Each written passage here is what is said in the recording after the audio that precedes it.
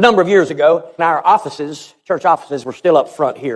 Our previous business manager, Phil Miller, came to me one day and said, "Pastor, there's a guy up here that wants to meet you." I was back here.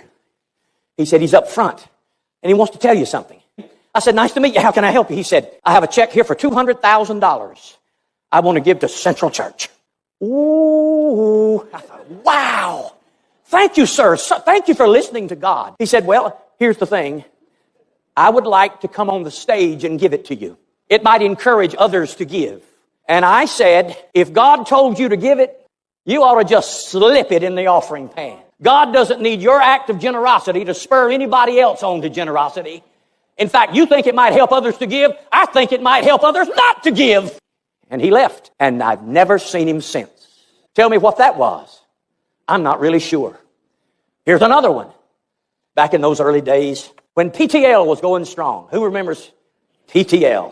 Somehow, some way, Jack's mama right there, who worked in the missions department at PTL, got me to do devotions one morning, and there were 200 people in there for devotions in the missions department, and I taught, and we had a move of the Spirit. They invited me back, and then they invited me to start doing conferences at PTL, and I was doing too many. I did 5 a week. All right, I should say I preached 5 days, 3 times a day, a number of times. One day I really taught well. And when it was over, the lady who books all of the speakers and all of that stuff came up to me and she kind of tapped me. She said, "Now, I'm not going to release that tape today." I said, "Why?"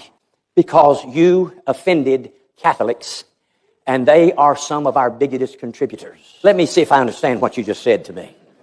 You don't want me to tell the truth because it might offend somebody who's giving you money? She said, "That's exactly what I'm saying." I said to myself, I know what this is all about now. Ladies and gentlemen, let me explain something to you. The gospel of Jesus Christ is not a business. If we are deceived into thinking that having money and big crowds is what this is about, then we have become adjusted to the darkness. Jesus does not care if the church is full or not. He just wants people to walk worthy of the calling and live a life and bear fruit and tell the truth and let the light shine. Hallelujah to God.